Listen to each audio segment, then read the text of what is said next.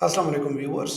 आज हम इस वीलॉग में हम डिस्कस करेंगे कि हम जब एसक्यूएल डेटाबेस में डेटा इंसर्ट करेंगे तो हम उसको पहले एक चेक के थ्रू चेक करेंगे डेटाबेस में कि क्या वो आईडी जो जिसको हम इंसर्ट करने जा रहे हैं क्या वो पहले से डेटाबेस में मौजूद है या नहीं है। अगर मौजूद है तो उसको यूज़र को मैसेज आना चाहिए कि भाई ये जो आईडी आप इंसर्ट करने जा रहे हैं ये पहले से अवेलेबल है, otherwise data straight forward insert हो जाना चाहिए। ठीक है। जो कोड हमने इंसर्ट और सेव में लिखा है इसमें हमने ये चीज़ इम्प्लीमेंट नहीं की है क्योंकि हमारा अभी मल्टीपल रिकॉर्ड सेम आईडी के साथ इंसर्ट हो रहा है। ठीक है। आज हम इसको कंट्रोल करेंगे। मैं एक ट्राई के थ्रू आपको दिखाऊंगा कि किस तरह मल्टीपल सेम आईडी के अगेंस्ट रिकॉर्ड इंसर्ट हो रहा है, ये नहीं होना चाहिए। जैसे ये देखिए 1000 आईडी हमने रखी है बुक की, तो ये 2 दफ़ा इंसर्ट हो रही है। इस तरह मैं 40 आईडी सेकंड इंसर्ट करूंगा तो ये भी इंसर्ट हो जाएगी।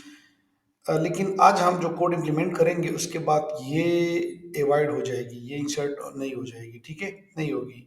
यूज़र को मैसेज आएगा प्रॉपरली कि ये जो आईडी आप इंसर्ट करने जा रहे हैं इसको चेंज कर दे, फिर जाके इंसर्ट की ट्राई करें। ठीक है व्यूवर्स, तो लेट्स ट्राई। कोड में इन हो जाते हैं। इसके लिए हम क्या करेंगे, ये कोड हमने पहले से लिखा हुआ है। सर्च में हमने एक कोड लिखा है। जब इसका कोड चलेगा तो इससे पहले सर्च की क्यूरी चलेगी। सर्च की क्यूरी जब चलेगी तो वो फाइंड आउट करेगा कि क्या ये आईडी है या नहीं है। अगर है तो मैसेज आ जाएगा कि भाई ये आईडी है, अगर नहीं है तो रिकॉर्ड साइलेंटली इंसर्ट हो जाना चाहिए। ठीक है व्यूअर्स, तो मैं जाऊंगा सर्च में। सर्च का एक खास पार्ट में कॉपी करूंगा, सिर्फ ये वाला पार्ट ये मैं कॉपी करूंगा। उसके बाद ये दो कंडीशंस इसको मैं थोड़ा सा मॉडिफाई करूंगा। इसको मैंने कॉपी किया, मैं डिजाइनर में चला गया,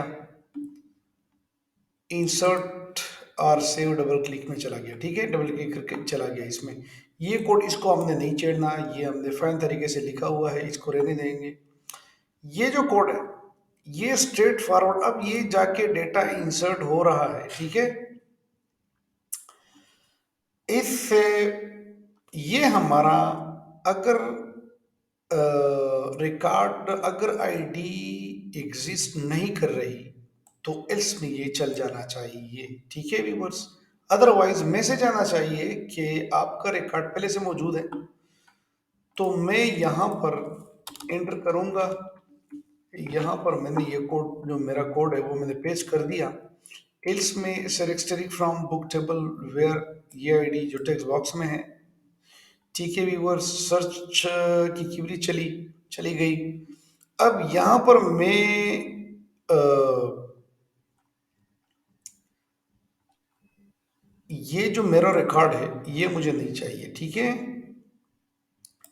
मैं क्या करूँगा, मुझे यूज़र को मैसेज आना चाहिए कि ये आपका जो रिकॉर्ड है ये अवेलेबल है, record not found.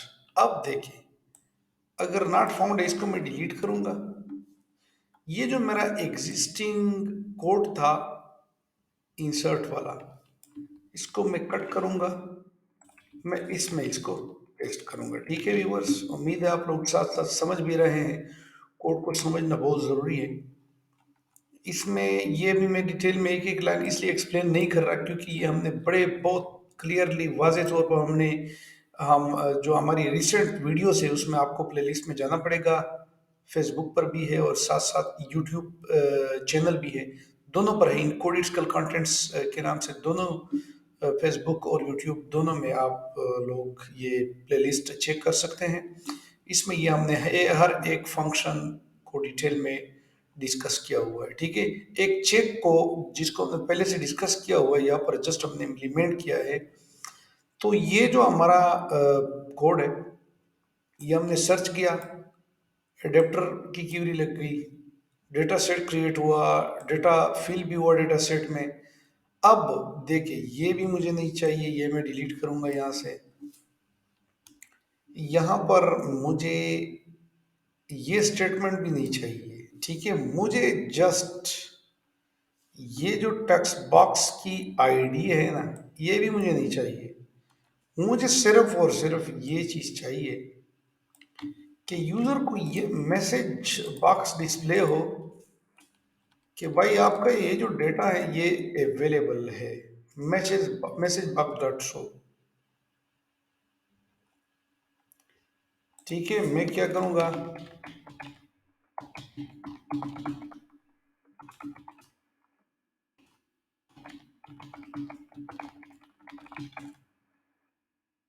This ID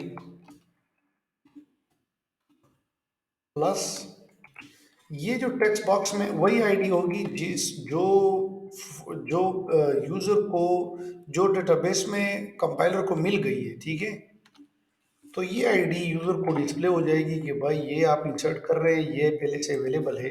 तो बराए मेहरबानी के चेंज अपनी आईडी को चेंज कर दे और दोबारा इंसर्ट करने की ट्राई करे, ठीक है। तो सेल्फ एक्सप्लेनेटरी होना चाहिए सिस्टम को। यहाँ पर प्लस में मैं यूजर को एक और चीज भी साथ साथ सजेशन भी देंगे कि record for this ID already exist, change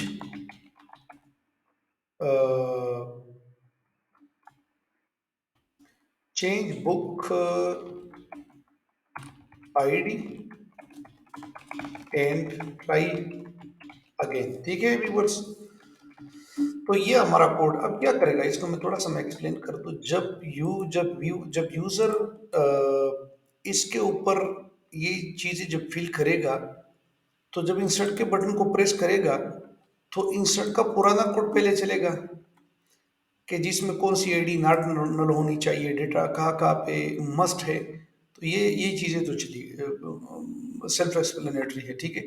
यहाँ पर ये हमारा फ्रेश चेक लग गया। इसमें डेटा क्या हो रहा है, इंसर्ट होने से पहले चेक हो रहा है डेटाबेस में, टेबल में, कि भाई ये आईडी है, डेटाबेस में चेक करो है कि नहीं है। तो यहाँ पर अगर है तो यहाँ पर इसका मतलब है अगर डेटा होगा तो ये चेक ट्रू हो जाएगी। अदरवाइज क्या करें, अगर डेटा है तो मैसेज आना चाहिए कि भाई रजिस्टर बुक आईडी चेंज कर दो, उसके बाद ट्राई कर दो, ठीक है। अदरवाइज अगर डेटा नहीं है तो यूजर को फिर एल्स में लेके जाएगा कंपाइलर और स्ट्रेट फॉरवर्ड डेटा इंसर्ट हो जाएगा, ठीक है व्यूअर्स।